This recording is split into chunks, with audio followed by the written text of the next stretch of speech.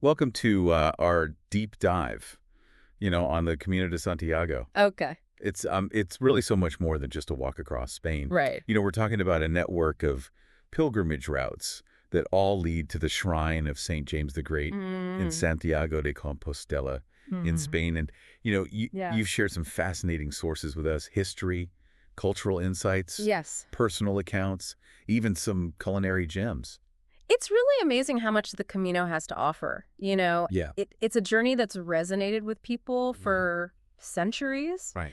and it continues to capture the imagination today. It's so intriguing, right? Like, we're not just going to give you like the typical travel guide overview. Right. We're going to uncover the rituals, the traditions and stories that make the Camino Hmm. such a powerful experience for so many people. Yeah, I think of it this way.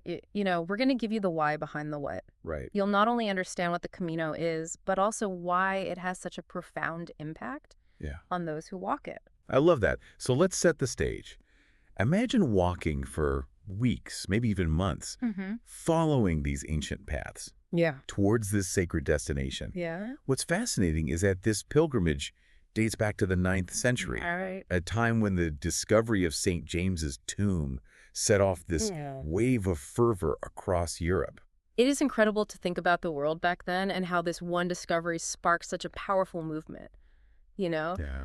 People from all walks of life were drawn to this path seeking, spiritual solace, adventure, Right. or perhaps a chance to escape their everyday lives. And what's remarkable is that the Camino is experiencing a resurgence today. It It's is. not just a relic of the past.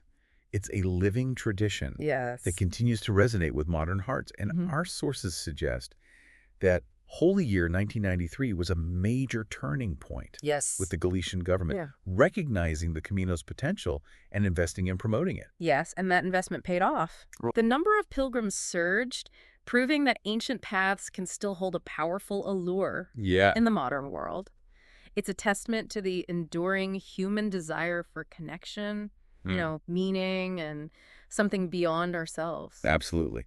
So it's clear that the Camino has deep historical roots. Yes. But what makes it such a unique cultural experience today?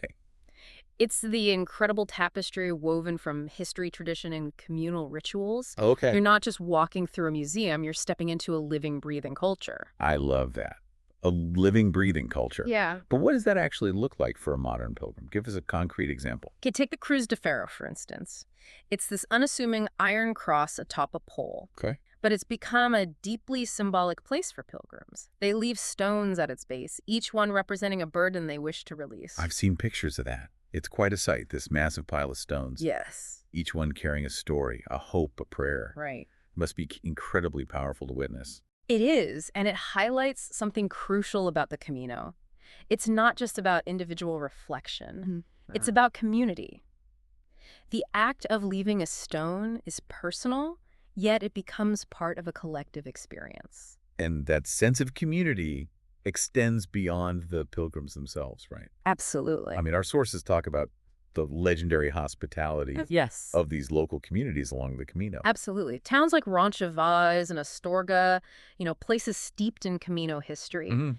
have embraced the pilgrim spirit wholeheartedly. They offer food, shelter, Yeah. and a genuine warmth that makes the journey even more special. So you're not just walking through history, you're walking through living communities to Yes. keep these traditions alive. It's Yeah. like each town becomes a character in the story of the Camino. That's a great way to put it. And it's not just the people. Yeah. It's the art and architecture, too. Yeah. Grand cathedrals like Lyon, with their breathtaking stained glass and soaring arches, are Mhm. certainly awe-inspiring. Yes. But even the smaller details, like those roadside murals mentioned in our sources, add to the richness They of do. the experience, don't they? They do. They're like little whispers of creativity and inspiration scattered along the path. Yeah. It's as if the entire landscape is a canvas reflecting the spirit of the pilgrimage. Speaking of reflecting the spirit, one of the sources you shared really intrigued me. The Codex Calixtinus. Right? It's this 12th century manuscript, and I understand it's much more than just a guidebook. That's right. The Codex Calixtinus is a fascinating window into the past. It describes the routes, Okay. details the motivations of early pilgrims, even recounts some of the dangers they faced. Wow. One particular passage recounts the story of a wealthy pilgrim who disguised himself as a pauper to experience the Camino more Right. authentically. Wow. It highlights the fact that even back then, people were drawn to the Camino for its transformative potential. Wow. Talk about a commitment to the experience. Yeah. So it's not just a practical guide. Mm-hmm. It's a glimpse into the hearts and minds of those who walked the Camino centuries ago. Exactly. And it emphasizes the continuity of the pilgrimage experience.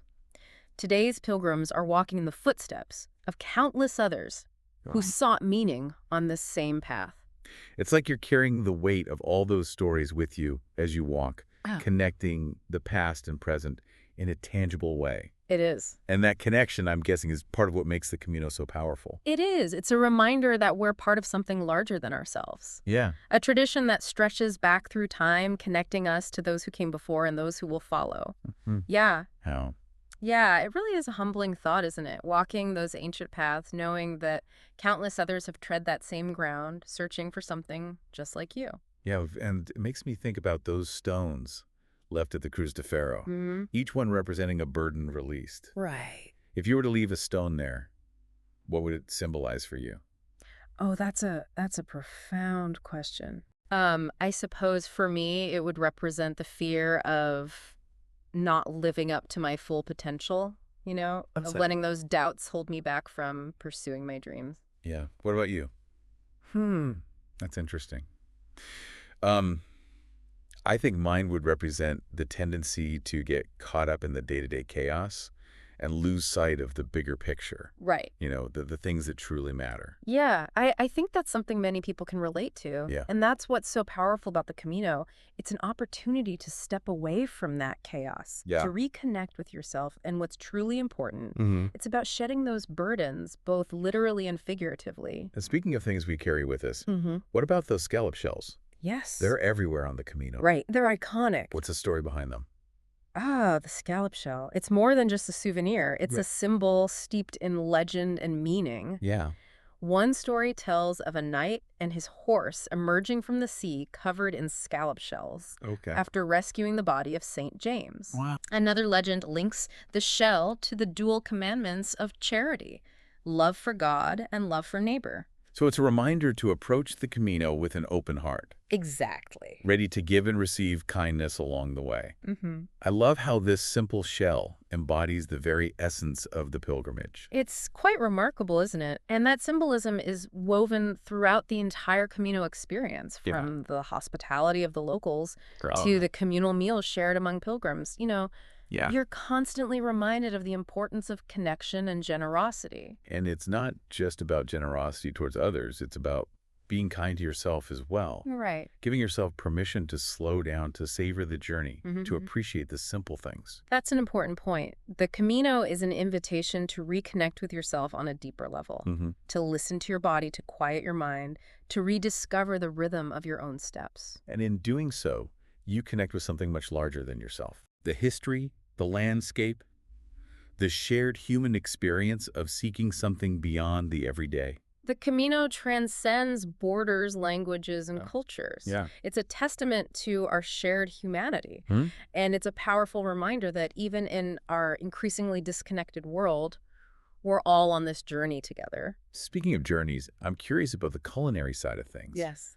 We've touched on the communal meals and local hospitality, Mm-hmm. but our sources mention some incredible regional dishes that are an integral part of the Camino experience. Absolutely. The Camino isn't just a feast for the soul, it's a feast for the senses. Okay. Each region offers unique culinary traditions and flavors that reflect the land and its people. Yeah. It's as if the food itself tells a story of the place you're passing through. So it's not just fuel for the journey. Yeah. It's a way to immerse yourself in the culture. Precisely. And Yeah. it adds another layer of meaning to the experience. Okay. Imagine savoring a plate of pulpo a la gallega in a small Galician village after a long day of walking. It's not just octopus and potatoes. It's a taste of the region's coastal heritage. Right. A moment of connection with the land and its people. That sounds incredible. Yeah. Like each bite is infused with the spirit of the place. Exactly. And then there's the Basque Country, known for its pinsos. Okay. Imagine stepping into a bustling tavern, surrounded by locals and fellow pilgrims, and being greeted by a dazzling array of these bite-sized culinary creations. Okay. Now you're really making me hungry. Yeah. I can almost taste the vibrant flavors and textures, each pinsos, a little masterpiece. They truly are, and the best part is that they're meant to be shared, Yeah. creating a sense of camaraderie and shared experience. Now, It's about savoring the moment, engaging with the local culture, and connecting with people from all walks of life. speaking of connection, we keep coming back to this idea of shared experience. We do. And I know our sources mentioned something called the Menù del Peregrino. Yes. That sounds like a perfect example of this. Yes, the Menù del Peregrino. It's a set meal offered in many restaurants and albergues along the Camino. Okay. Typically, it includes a starter, a main course, and a dessert, all for a very reasonable price. So it's practical, affordable, and delicious. But I'm guessing it's more than just a budget-friendly meal option. You're right. The Menù del Peregrino is about simplicity, sustenance, and community. It's about sharing a table with fellow pilgrims, exchanging stories, and experiencing the generosity of those who live along the Camino. It's like the food becomes a language, a way to connect with people from all over the world. Exactly. And the dishes themselves are often rooted in local traditions and ingredients. Right? You might find hearty stews, roasted meats, fresh vegetables, all prepared with simple, time-honored techniques. So it's a culinary journey that reflects the very essence of the Camino simple. Authentic and deeply connected to the land and its people. And it's a reminder that food isn't just something we consume, it's a way to nourish our bodies and our souls. It's about slowing down, appreciating the flavors, Yes. and connecting with the people who produce our food. It's about savoring the moment and appreciating the simple pleasures of life. So we've covered the historical and spiritual aspects of the Camino. But it seems like the culinary experience is equally important. Absolutely. It's a journey that engages all of your senses, including your taste buds. Right. It's a reminder that life is meant to be savored and that sometimes the simplest things are the most satisfying. It's really fascinating how food becomes this, reflection of the journey itself. Yeah. You know, simple, authentic, and connected to the land and its people. Yeah, it's true. Each region offers its own distinct flavors, showcasing the diversity of Spanish cuisine Right. and the unique character of each place you pass through. So if we were to create a must-try list Okay. for our listeners' culinary Camino, where would we even begin? Well, we can't talk about the Camino without mentioning Galicia and its incredible seafood. Oh, yeah, of course. And after all, it's the final destination for most pilgrims. I've heard so much about Galician seafood. Yeah. What would you recommend our listener absolutely has to try? Pulpo a la gallega is a must. It's tender octopus boiled to perfection and seasoned simply with paprika olive oil and a sprinkle of sea salt. It sounds so simple, yet so flavorful. Exactly. And it's often served on a wooden platter with boiled potatoes, Okay. making for a hearty and satisfying meal. It's a dish that truly captures the essence of Galicia's coastal heritage. Okay, that's definitely going on my culinary bucket list. Yeah. But what about when you step outside of Galicia? What other culinary adventures await along the Camino? As you venture into other regions, the culinary landscape shifts dramatically. The Basque country, for example, is renowned for its pinsos. Pinsos. Those bite-sized culinary creations are a feast for both the eyes and the stomach. Right. I've always been fascinated by how each one is like a miniature work of art. They are, and they reflect the Basque country's incredible culinary creativity.